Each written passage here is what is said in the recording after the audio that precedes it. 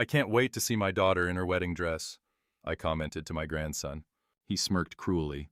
Grandpa, are you crazy? She got married yesterday. You weren't invited. It was only 200 people.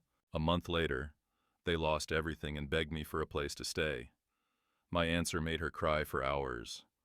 I'm glad to have you here. Follow my story until the end and comment the city you're watching from so I can see how far my story has reached. I can't wait to see my daughter in her wedding dress, I said to my grandson Justin as he sat across from me at my small kitchen table, picking at the chocolate chip cookies I'd baked fresh that morning. At 18, he was tall and lean like his grandmother Diana had been in her youth. But there was something in his eyes that reminded me more of his mother, Tatum. A coldness that seemed to grow stronger each year. Justin looked up from his phone, and for a moment I thought I saw something flicker across his face. Then he smiled. But it wasn't the warm smile I remembered from when he was little. His smile was different, cruel. Grandpa, are you losing your mind? He said, his voice dripping with mockery. She got married yesterday. You weren't invited. There were only 200 people there. The words hit me like a physical blow. I felt the blood drain from my face as I stared at him, waiting for the punchline that never came. The kitchen seemed to tilt around me, and I gripped the edge of the table to steady myself. What did you say? I whispered, my voice barely audible. Justin's smile widened, and I realized with growing horror that he was enjoying this. Mom's wedding was yesterday. Big fancy affair at the country club. Flowers everywhere, open bar, live band. She looked beautiful in her dress. The one that cost more than you probably make in 6 months. My hands began to tremble. I set down my coffee cup before I could drop it. That's not possible. Tatum would have told me. She would have invited me, wouldn't she? Justin leaned back in his chair, studying me like I was some kind of fascinating specimen. When was the last time she actually called you, not you calling her, but her calling you? I opened my mouth to answer, then closed it. The silence stretched between us, heavy and suffocating. When had Tatum last called me? Christmas? My birthday? I couldn't remember. She's been planning this wedding for 8 months, Justin continued, his voice casual as if he were discussing the weather. Everything had to be perfect. The right venue, the right people, the right image. The implication hung in the air like poison. I wasn't the right image. I helped with her wedding, I managed to say, my voice cracking. I gave her Diana's pearls for something old. I helped her pick out invitations online. She said she wanted me to walk her down the aisle since her mom isn't here anymore. Justin laughed, a sound that made my skin crawl. Oh, Grandpa, you really believed all that? She took your pearls, sure, but walk her down the aisle. Her new stepfather did that. Richard Blackwood, you know, the guy with the Mercedes and the vacation house in the Hamptons. I felt like I was drowning. Each word Justin spoke pushed me further under the surface, away from air, away from hope. She's been engaged for 2 years, I said weakly. She told me the wedding was still being planned.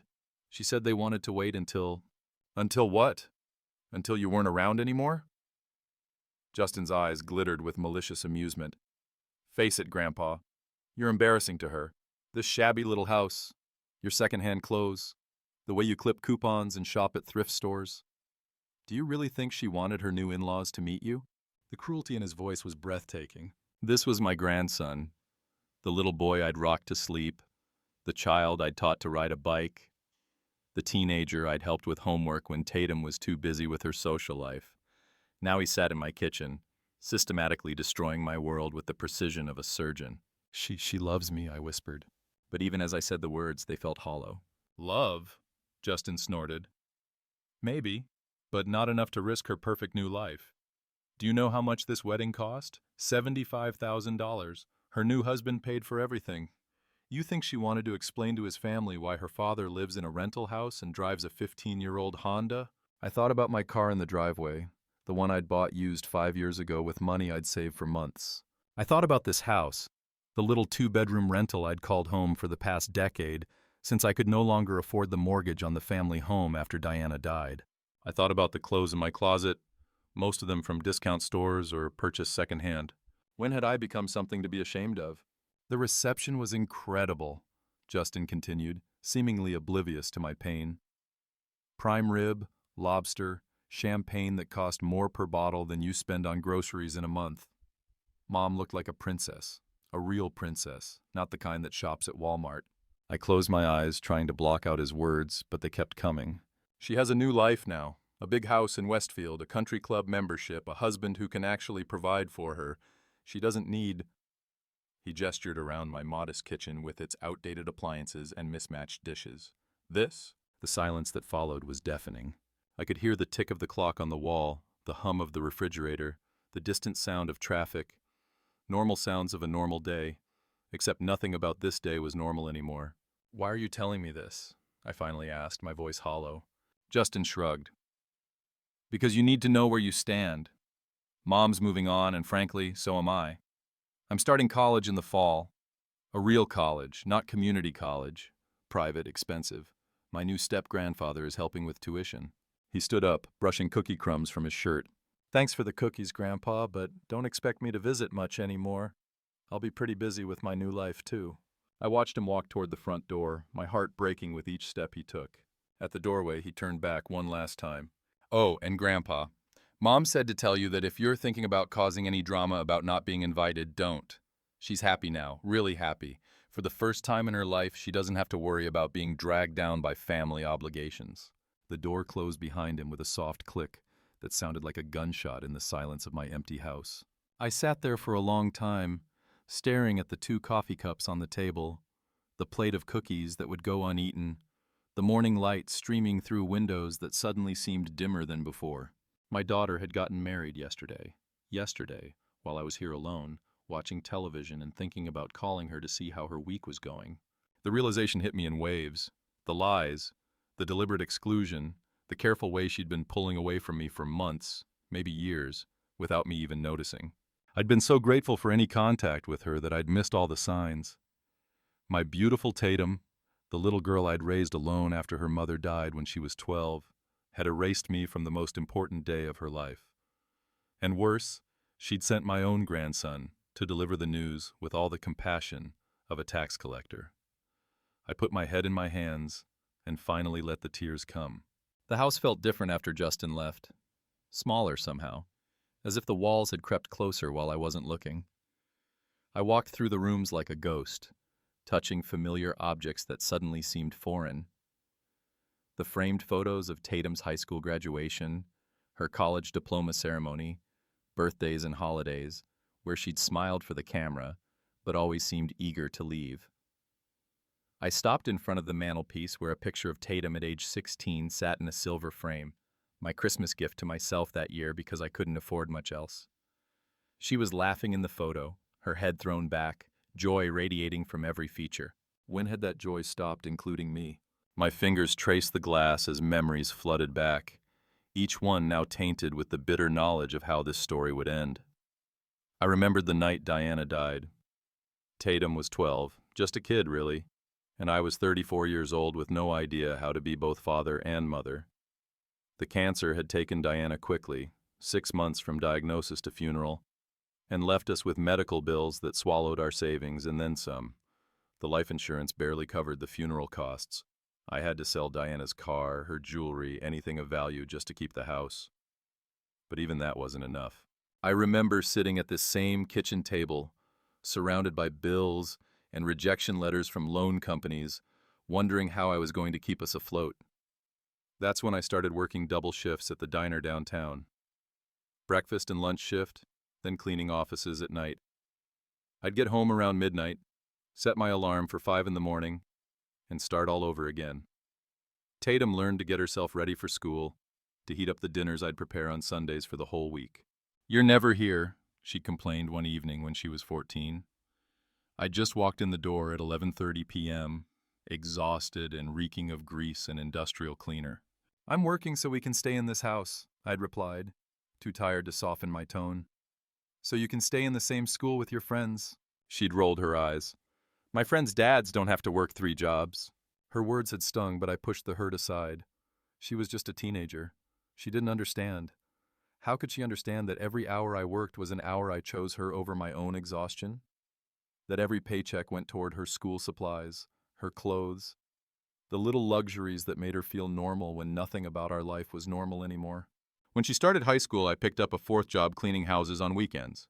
Tatum wanted to join the debate team, which meant travel expenses and tournament fees. She wanted to take AP classes, which required books and supplies I couldn't afford. She wanted to fit in with her classmates, most of whom lived in houses with two parents and two incomes. I gave her what she wanted, always. There was the winter when the heating bill was so high, I had to choose between warmth and groceries. I chose groceries and wore sweaters to bed for 3 months. Tatum never went without heat in her room. I'd moved a space heater from my bedroom to hers without telling her. There was the time she wanted to go on the school trip to Washington, D.C. $200 I didn't have. I took an extra cleaning job at a medical office, working until 2:00 a.m. for 2 weeks straight to earn the money. She came home with pictures and stories, glowing with excitement, never asking how I'd managed to pay for it. When she was 16 and desperately wanted a car like her friends, I worked extra shifts for 8 months to save for a down payment on a used Honda. Not new, not fancy, but reliable and safe. She'd hugged me that day, actually hugged me, and for a moment I felt like maybe I was doing something right, but even that joy was complicated. I remember overhearing her on the phone with a friend. "It's not the car I wanted, but at least I won't have to ride the bus anymore. Maybe now I can actually have a social life." Not the car she wanted. Those words had cut deep, but I swallowed the hurt. At least she was happy, I told myself. At least she could fit in better now. College was the hardest sacrifice of all. Tatum had her heart set on State University, and while it wasn't Harvard, it wasn't cheap either.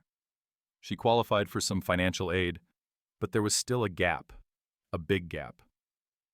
I remember the night she got her acceptance letter. She danced around the kitchen, spinning and laughing, and for that moment she was my little girl again. "I'm going to college, Dad, I'm really going." What she didn't know was that I'd already been planning. I took out a second mortgage on the house, the one that would eventually force me to sell it after she graduated. I sold my wedding ring, Diana's grandmother's ring that I'd treasured, to a pawn shop downtown. I cashed in my small retirement account, paying penalties that made me sick to my stomach. But she was going to college. My daughter, the first in our family to go to college, was going to have opportunities I never had. During her 4 years at State, I sent her money every month. Money for textbooks, for clothes, for the social activities that kept her connected to her classmates. Money I earned by taking on extra work, by skipping meals, by patching my clothes instead of buying new ones. She'd call sometimes, usually when she needed something. "Dad, there's this really important networking event, but I need a new dress." "Dad, my laptop died and I need a new one for classes." "Dad, my sorority is having a formal and I need to contribute to the group gift for our house mother." I always said yes, always found a way. She graduated summa cum laude. I was so proud that day, sitting in the hot sun in the uncomfortable bleacher seats, watching her walk across that stage. She looked so beautiful, so accomplished, so far beyond the scared 12-year-old who'd lost her mother.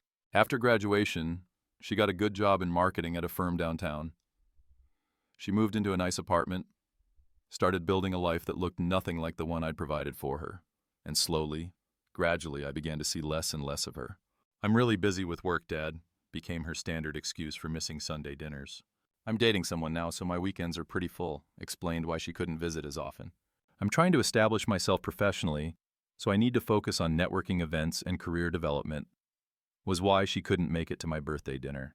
I told myself it was natural. She was young, building her future. Of course she was busy. Of course she had priorities beyond her old man. But deep down, I started to wonder if I'd become an embarrassment to her. If my small rental house and secondhand furniture were reminders of a life she'd rather forget. If the sacrifices I'd made to give her better opportunities had somehow made me less worthy of her time. When she got engaged to Michael 2 years ago, I was so happy. Not just because she'd found love, but because I thought maybe this would bring us closer together. Wedding planning, father-daughter shopping trips, all those moments I'd seen in movies and dreamed about.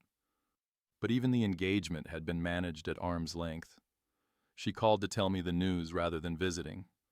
She sent me photos of the ring via text instead of showing it to me in person. When I asked about wedding plans, she was always vague.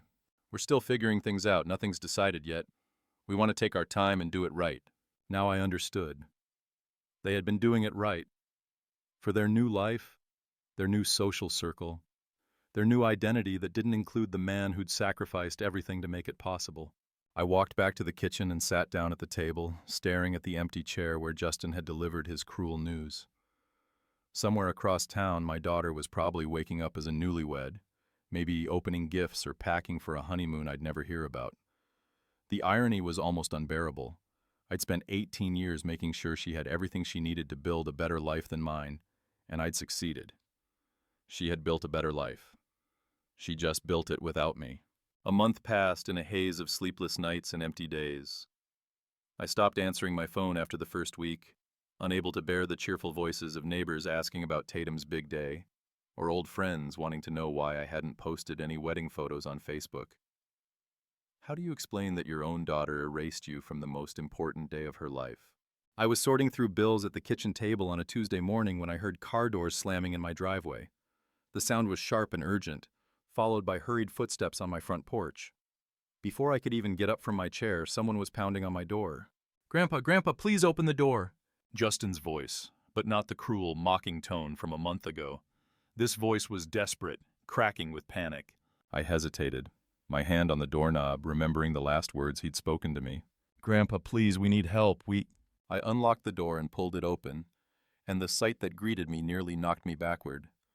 Justin stood on my porch, but he looked nothing like the confident, cruel young man who'd sat in my kitchen delivering news of my exclusion. His clothes were wrinkled and dirty, his hair unwashed, his eyes red-rimmed and wild. Behind him, slumped against my porch railing, was Tatum. My daughter looked like she'd aged 10 years in 30 days. Her usually perfect blonde hair hung in greasy strands around her face. Her designer clothes, the ones that had cost more than my monthly grocery budget, were stained and rumpled. She was crying, not the delicate tears of a woman who worried about her makeup, but the raw, ugly sobs of someone whose world had completely fallen apart. "Dad," she whispered when she saw me, and the word came out broken, like a prayer from someone who'd lost faith long ago. I stood there frozen, taking in the scene. Behind them in my driveway sat an old pickup truck that had seen better days, rust eating away at the wheel wells.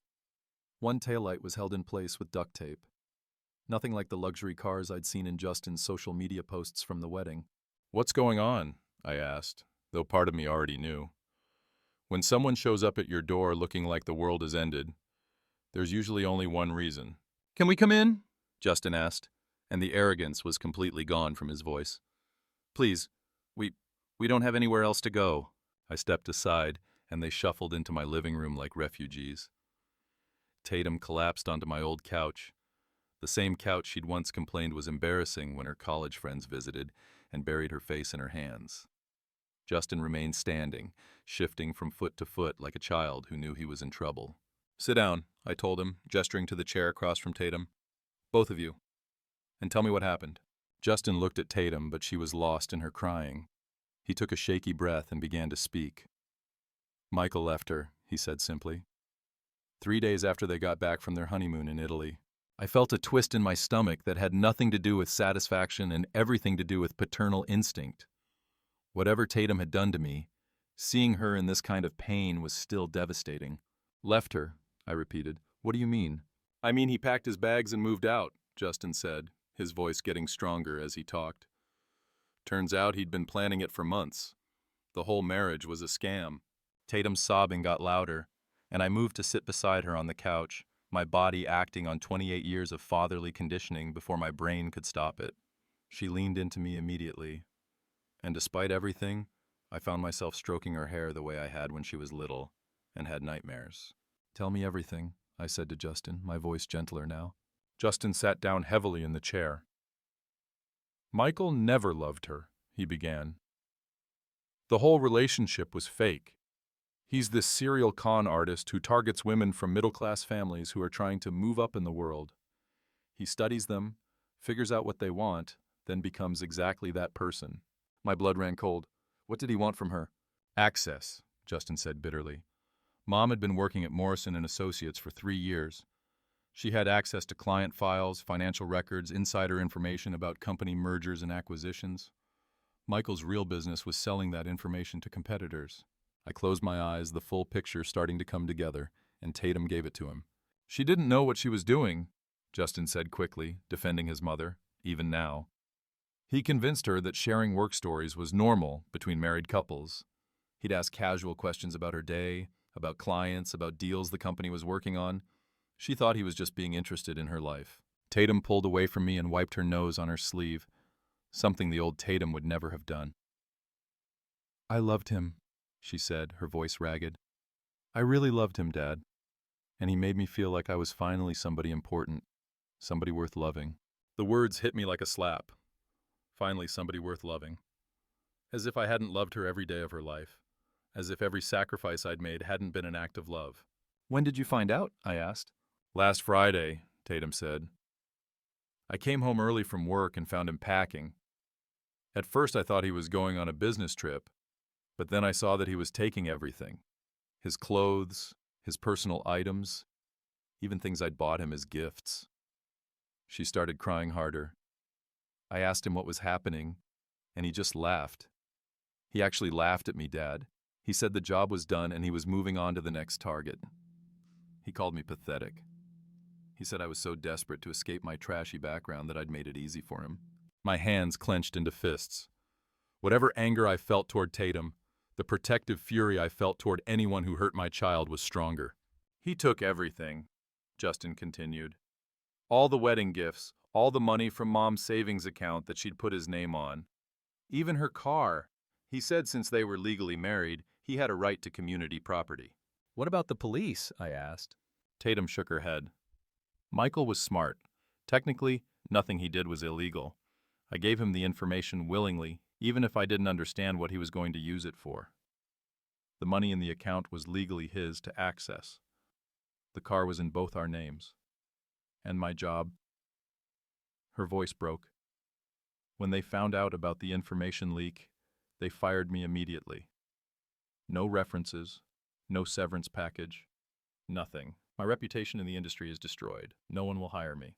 I looked around my small living room, taking in the scope of the disaster. My daughter, who had been so ashamed of me that she'd excluded me from her own wedding, was now sitting on my second-hand couch with no job, no money, no home, and no prospects. "Where have you been staying?" I asked. "With friends at first," Justin said. "But that only lasted a few days. Mom was too embarrassed to explain what happened, and without being able to contribute to expenses, they got tired of us pretty quickly." "Rich people don't like having poor relatives hanging around reminding them it could happen to them too," Tatum finished quietly. The irony was so bitter I could taste it. The same people Tatum had been so eager to impress, the ones whose opinion had mattered more than mine, had turned their backs on her the moment she became inconvenient. "We've been sleeping in the truck for the past week," Justin admitted. "Showering at the gym when we can afford day passes, eating at soup kitchens. Mom kept saying she'd figure something out, that she had friends who would help, but they all disappeared when the money did," Tatum said quietly. "Amazing how quickly your social circle shrinks when you can't afford to keep up anymore." I sat back against the couch cushions, trying to process everything I just heard. A month ago, my daughter had been living in a mansion, married to a successful businessman, part of an exclusive social circle that had been worth excluding her own father from. Now she was homeless, jobless, and abandoned by everyone she'd thought cared about her. "Dad," Tatum said suddenly, turning to look at me with eyes that reminded me of the 12-year-old who'd cried in my arms the night Diana died. "I know I don't deserve to ask this. I know what I did to you was unforgivable. But could we maybe stay here just for a few days, until I can figure out what to do next?" The question hung in the air between us, loaded with years of pain and disappointment and betrayal. This was the moment I'd unknowingly been preparing for my entire life. The moment when all those sacrifices, all that unconditional love, all those times I'd chosen her happiness over my own, would either mean something or reveal themselves as the desperate actions of a man who'd confused enabling with loving. I looked at my daughter, really looked at her, and saw not the successful woman who'd been too ashamed to invite me to her wedding, but the broken child who needed her father more than she'd ever needed anyone in her life. The choice I made next would define both of us forever. I didn't answer Tatum's question immediately. Instead, I stood up from the couch and walked to the kitchen, needing a moment to think. Behind me, I could hear Tatum's quiet sniffling and Justin's nervous shuffling. They were waiting for my verdict, these two people who had delivered the cruelest blow of my life just a month ago. I put the kettle on for tea, my hands moving automatically through the familiar routine while my mind raced.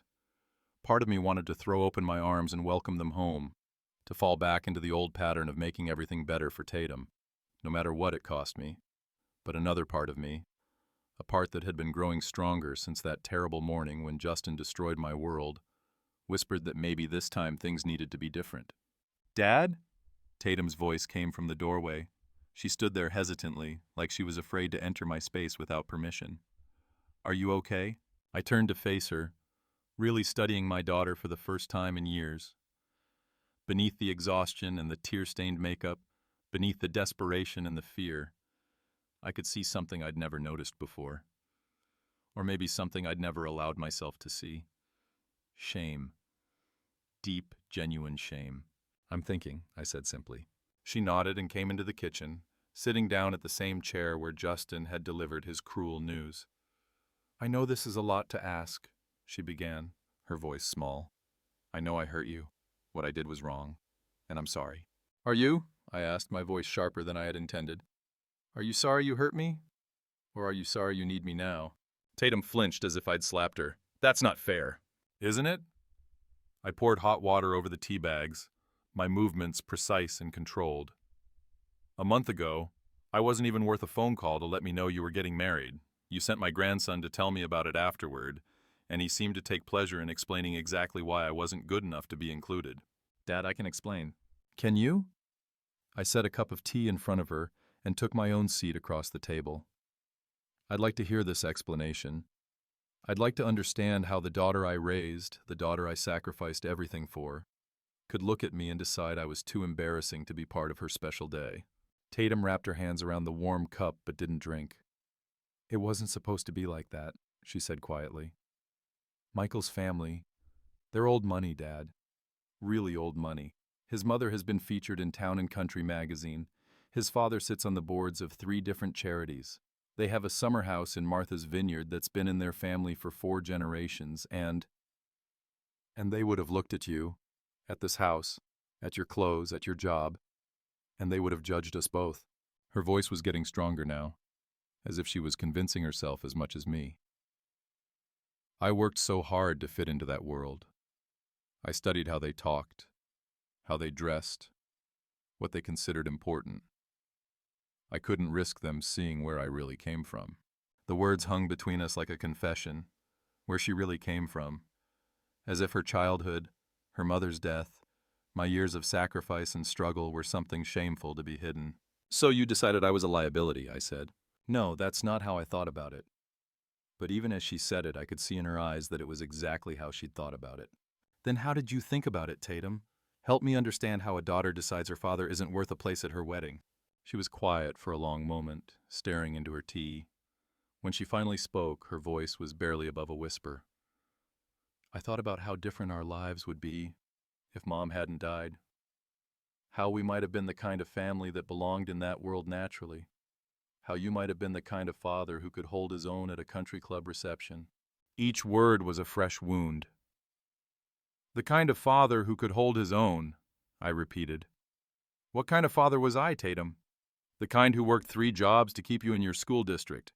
The kind who sold his wedding ring to help pay for your college?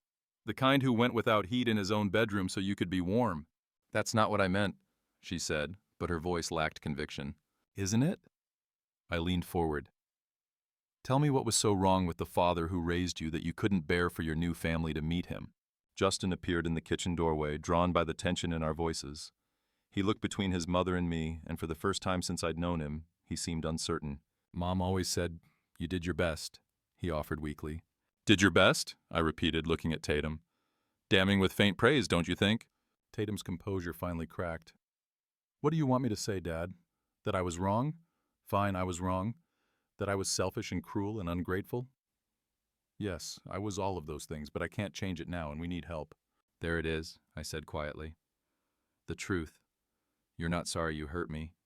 You're sorry you need me." "That's not true." "Isn't it? If Michael hadn't left you, if you were still living in that big house with your rich in-laws, Would you be here apologizing? Would you have ever told me about the wedding? Or would you have just let me go on believing we were planning it together? The silence that followed was answer enough. I stood up and walked to the window, looking out at my small backyard with its modest garden and the fence that needed painting. It wasn't much, but it was honest. It was real. It was built on sacrifice and love, not lies and social climbing. I want to know something, I said without turning around. When you were planning this wedding, when you were deciding who was worthy of being there, did you ever think about the night your mother died? Dad, please don't. Do you remember that night? I continued. You were 12 years old, and you crawled into my bed, crying because you were scared.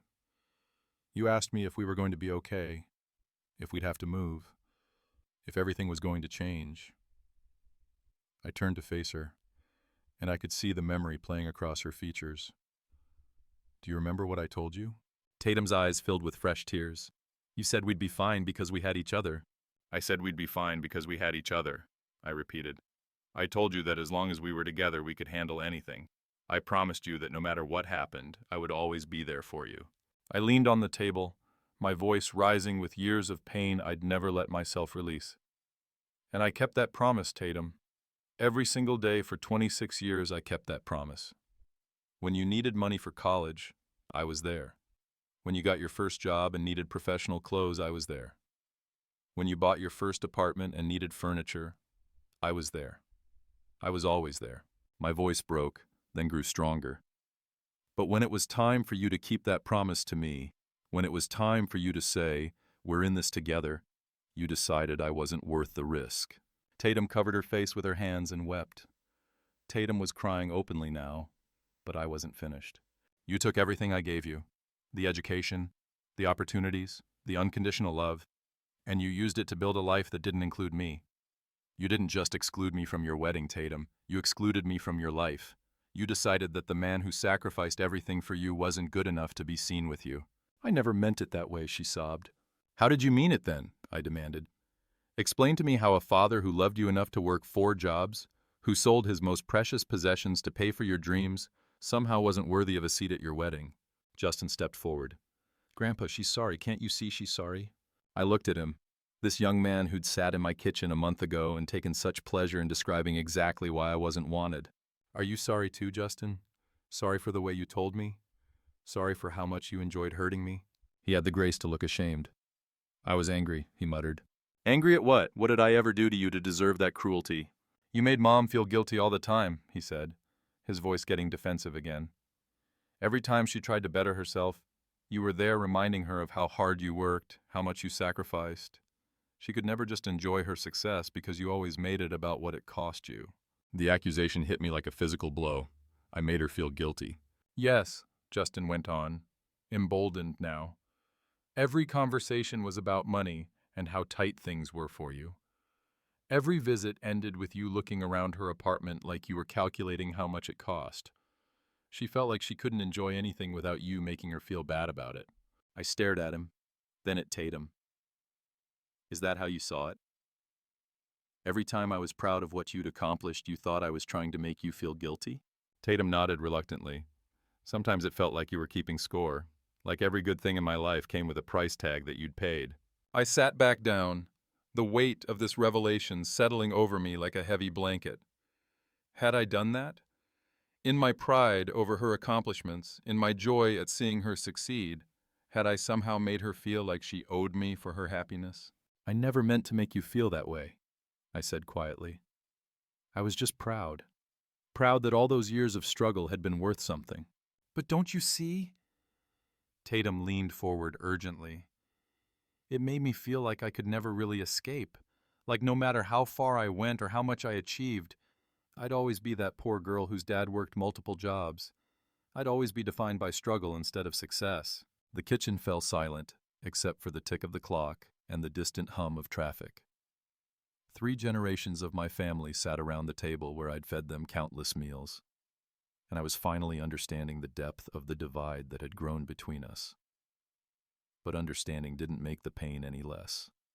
If anything, it made it worse.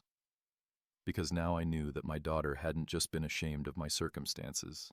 She'd been ashamed of me, shamed. The 3 of us sat in the heavy silence, each lost in our own thoughts.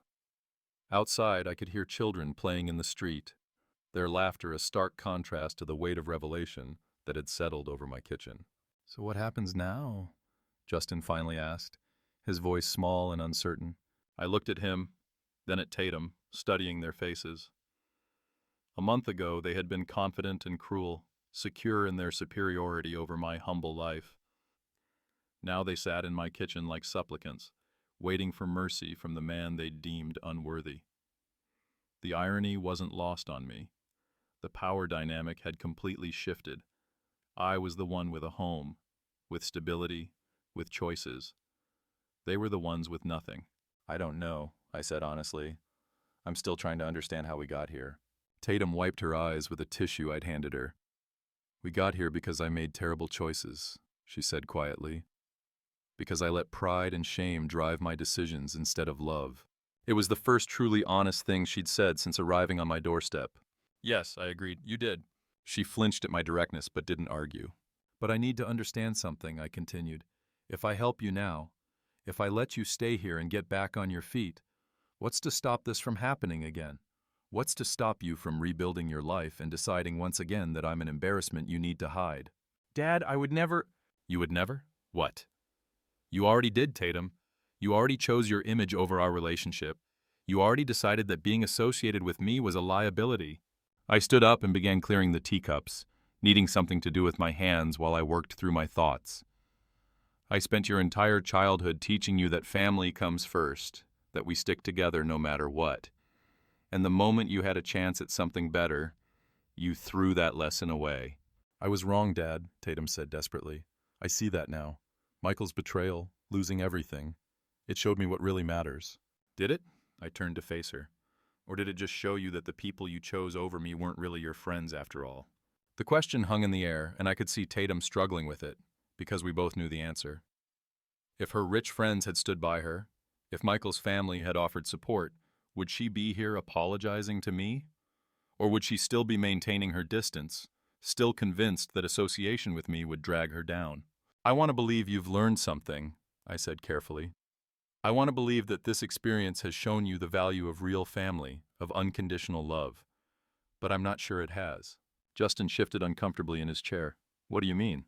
I sat back down, looking directly at him. "I mean that both of you are here because you have nowhere else to go. You're not here because you missed me or because you realized you loved me. You're here because I'm your last resort." The truth of it was written across both their faces. "And that's not the foundation for rebuilding a relationship," I continued. "That's just desperation masquerading as remorse." Tatum's face crumpled. "What do you want me to say, Dad? What do you want me to do to prove that I'm sorry?" "I don't want you to prove anything," I said quietly. "I want you to be honest, really honest. Not sorry because you need me honest, but truly honest about why you made the choices you made." She stared at me for a long moment, and I could see the internal struggle playing out across her features. The old Tatum would have crafted a response designed to get what she wanted. But this new Tatum, stripped of her pretenses and her security, seemed to be grappling with something deeper. "I was ashamed," she said finally, her voice barely above a whisper. "Of what?" "Of everything. Of this house, of your job, of the way we used to clip coupons and shop at thrift stores, of the fact that I wore the same dress to 3 different school dances because we couldn't afford more than one."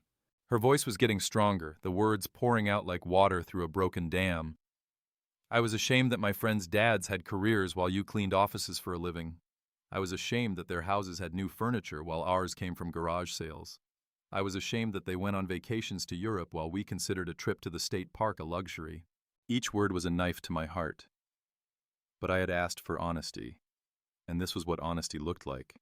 "And when I finally had a chance to be part of a different world, a world where no one knew about any of that, I grabbed it," she continued. "You convinced yourself that leaving that life behind meant leaving me behind," I said. She nodded, tears streaming down her face. "I told myself it was temporary," she admitted, "that once I was established in my new life, once I was secure, I'd figure out how to include you without it costing me everything I'd worked for. But that day never came." "No," I said quietly, "because there was always something else to protect.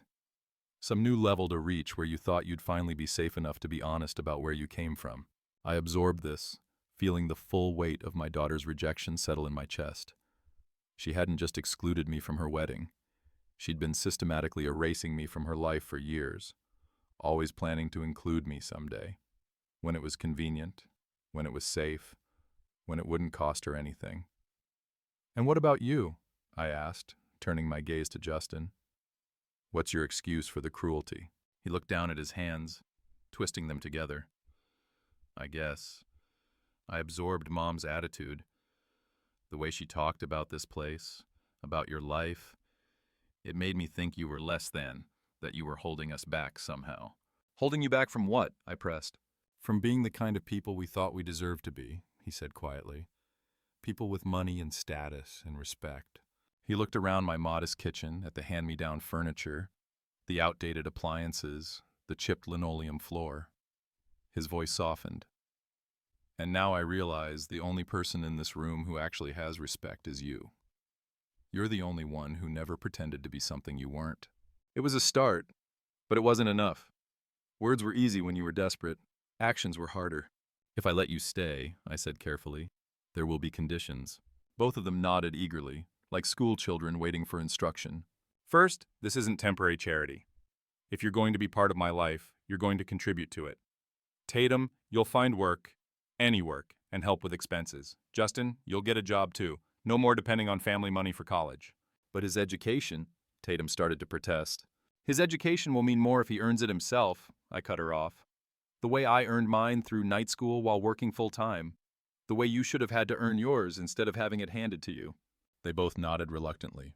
"Second," I continued, "there will be no more embarrassment about this house or my life. If you're ashamed to be associated with me, then don't be associated with me. Find somewhere else to go." "We're not ashamed," Tatum said quickly. "Prove it," I said. "When people ask where you're living, you tell them the truth. When you eventually start dating again, your boyfriends will meet me. When you find new friends, they'll be welcome in this house. No more hiding. No more making excuses for who I am or how I live." The idea clearly terrified her, but she nodded. "And third," I said, my voice growing firmer, "we're going to deal with this honestly. No pretending the past didn't happen. No glossing over the hurt with fake pleasantries. If we're going to rebuild our relationship, it's going to be built on truth, not convenience." I stood up again, looking down at both of them. "I need time to think about this. You can stay tonight. You can sleep on the couch and the floor in the living room. But tomorrow I want an answer from both of you about whether you can really live with these conditions, or whether you're just agreeing because you're desperate." "Dad," Tatum started. "No," I said firmly. "No more manipulation. No more pulling at my heartstrings because you need something.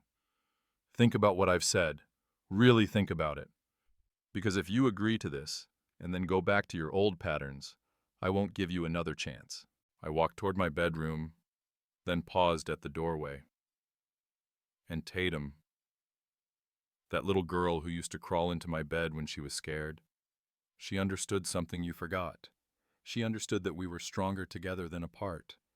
If you want to be part of this family again, you need to remember that lesson. I closed my bedroom door behind me and sat on the edge of my bed, my hands shaking with exhaustion and emotion. Through the thin walls, I could hear the murmur of voices as Tatum and Justin talked in the living room, probably trying to figure out if they could meet my conditions. But the truth was, I wasn't sure if I could meet them myself.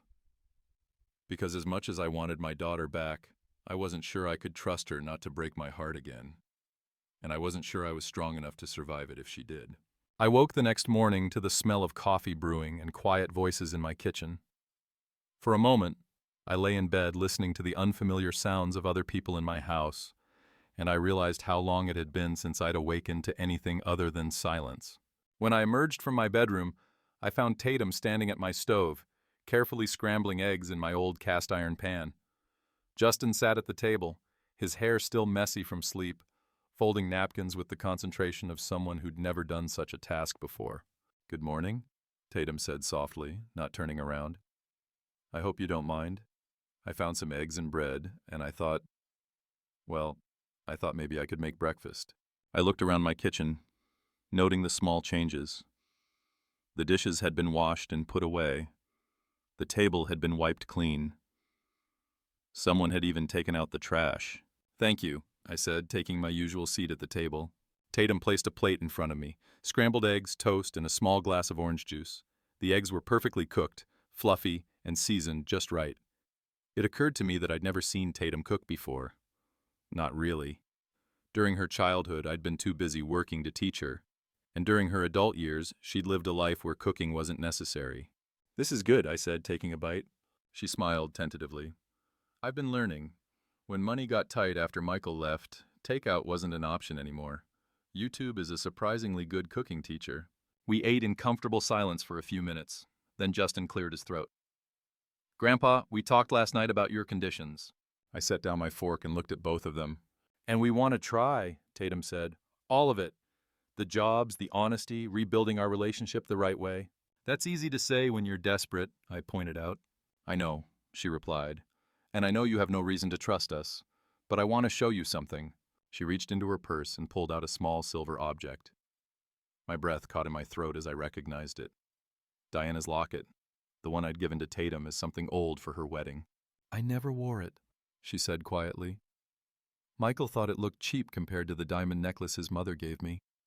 So I put it in my jewelry box and forgot about it." She opened the locket, revealing the tiny photos inside, one of Diana, one of me as a young man. But when I was packing what little I could take when we left the apartment, this was one of the few things I grabbed. Not the diamonds, not the designer jewelry Michael had bought me. This. She held it out to me, but I shook my head. "It's yours. It was always meant to be yours." "I know, but I want to earn the right to wear it again." Her voice was steady, determined. "I want to be the kind of woman who deserves to carry on the legacy it represents." I felt tears prick at my eyes, but I blinked them away. This was a start, but it was only a start. "What about work?" I asked. "What are your plans?" "I applied at 3 restaurants yesterday," Tatum said. "Waitressing jobs. It's not glamorous, but it's honest work. And tips can be good if you're willing to work hard. And I'm going to look for construction work," Justin added quickly. "Start at the bottom, learn a trade. Maybe I'll go to college eventually, but I want to earn it myself this time." These were good intentions, but I'd learned to be wary of good intentions from my family. "And when people ask why you're waitressing instead of working in marketing," I asked, "when your old friends see you serving their tables, what then?" Tatum's jaw tightened, but her voice remained steady. "Then I'll tell them the truth, that I made mistakes and I'm starting over." "That's humiliating for someone who worked so hard to build a certain image," I observed. "Yes," she agreed, "it is, but not as humiliating as what I did to you." The words hung in the air between us, heavy with meaning. For the first time since this whole ordeal began, I felt like I was seeing a glimpse of the daughter I'd raised rather than the stranger she'd become. "There's something else," Justin said hesitantly. "Something we need to tell you." My heart sank. Here it comes, I thought. The catch, the condition, the real reason they're here. "We've been getting calls," he continued, "from Michael's lawyer. Apparently he's filing for divorce and claiming that Mom abandoned the marriage. He's trying to get alimony." I stared at them. "Alimony from her?" Tatum nodded miserably. "He's claiming that since I was the primary breadwinner during our marriage, and since he gave up career opportunities to support my advancement, he's entitled to spousal support." The audacity of it left me speechless. "But he conned you. He used you." "Proving that in court is going to be expensive," Tatum said. "Lawyers, investigators, court fees, money I don't have." I could see where this was going, and my heart began to close up again. Of course. Of course there was a financial component to their desperation. "So you need money for legal fees," I said flatly. "No," Tatum said quickly. "I mean, yes, I do need money for that eventually, but that's not why I'm telling you. I'm telling you because I want to be honest about everything. No more secrets. No more lies of omission." She took a deep breath. "I could fight it and probably win, but it would take everything I have left. Or I could let him have the alimony and focus on rebuilding my life from scratch." "And which are you going to do?" I asked. "Let him have it," she said without hesitation. "I don't want anything that connects me to that life anymore. I don't want to spend the next 2 years in court battles and depositions and lawyers' offices trying to protect assets I gained through deception." I studied her face, looking for signs of manipulation, for the calculated expression that meant she was working an angle. But all I saw was exhaustion and resignation and something that looked like peace. "That's a very expensive choice," I pointed out. "Yes," she agreed, "but some things cost more than money." We finished breakfast in silence. each of us lost in our own thoughts. When the dishes were cleared and washed, I made a decision. "Come with me," I said, leading them into my small living room. I sat down in my old recliner, the one Tatum had always complained was an eyesore. They perched on the couch, waiting. "I have something to tell you both," I began. "Something I should have told you a long time ago." I looked at my daughter, this woman who had inherited my stubbornness and my pride, but had never learned my lessons about what really mattered. "When your mother died, I made a choice," I said quietly. "I could have remarried. There were opportunities, good women who would have provided security, who would have given you a more comfortable life. But there was one in particular. Her name was Karen Matthews. She was kind. She owned a successful accounting firm, had a beautiful home, could have given us everything we lacked." Tatum frowned. "You never told me that." "Because I didn't want you to feel responsible for my choices," I explained. "But Karen proposed a future to me when you were 15. She offered to pay for your college, to help raise you, to give us both a fresh start." "Why didn't you say yes?" Justin asked. "Because you didn't want me to," I said, looking directly at Tatum. "You were so angry at the thought of anyone replacing your mother, so determined to keep it just the two of us, and I chose your happiness over my own security." Tatum's face had gone pale. "Dad, I didn't know. You were a child dealing with grief. I don't blame you for your reaction," I said softly. "But I want you to understand something. I made that choice because I believed that family meant putting each other first. I believed that love meant sacrifice." I stood and walked to the window, looking out at the street where I'd lived alone for so many years. "For 26 years, I made choices based on what was best for you, even when it cost me dearly. I taught you that family comes first, that we take care of each other no matter what." I turned back to face them, my voice firm. "But I failed to teach you the most important lesson of all." "What lesson?" Tatum whispered. "That love isn't just about sacrifice, it's about respect. It's about honoring the people who love you, not hiding from them. It's about understanding that true wealth isn't what you own, but who you can count on when you have nothing left." The room was completely silent except for the tick of the old clock on my mantel. "You both learned the wrong lesson from my sacrifices," I continued. "You learned that love meant getting what you wanted without having to give anything back. You learned that my feelings didn't matter as long as your needs were met." Tatum was crying again, but I wasn't finished. "But here's what I've learned from all of this," I said, my voice growing stronger. "The love that truly changes people isn't the love that gives them everything they want. It's the love that shows them what they need." I walked back to my chair and sat down, looking at both of them with complete clarity. "So here's what's going to happen," I said. "You're going to stay, both of you, but not because I'm weak or because I can't say no to family. You're going to stay because I choose to love you in the way you need to be loved, not the way you want to be loved." I let the words sink in before I continued. "You're going to live here, in this house you were once ashamed of. And you're going to learn what it means to build a life based on integrity instead of image. You're going to work jobs that humble you, and you're going to discover that dignity comes from honest work, not from fancy titles or expensive clothes." Tatum was sobbing now, but she was nodding too. "And most importantly," I went on, "you're going to learn that the love of a family who knows all your flaws and chooses you anyway is worth more than the approval of people who only liked you when you were convenient."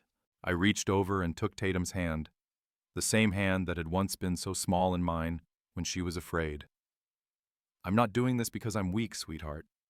I'm doing this because I'm finally strong enough to love you the way you need to be loved, even when it's hard for both of us."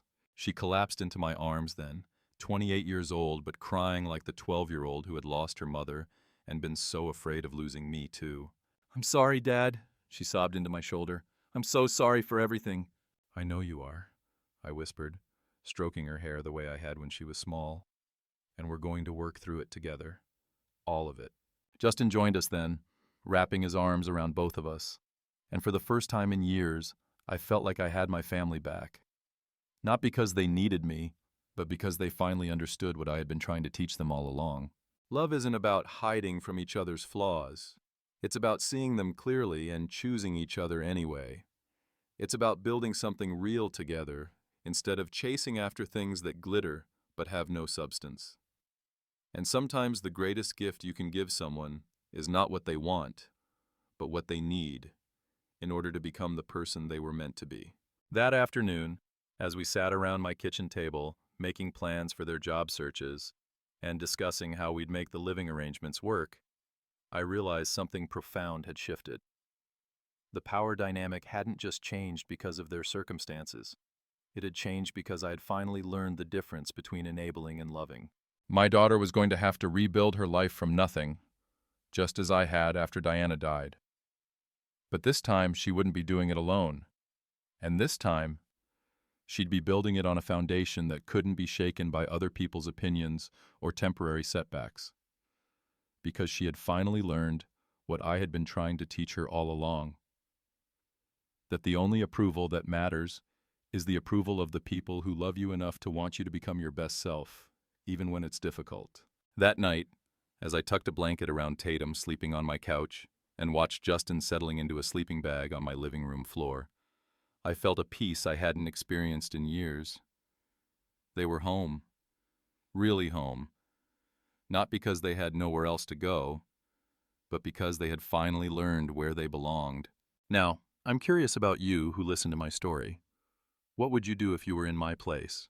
Have you ever been through something similar? Comment below.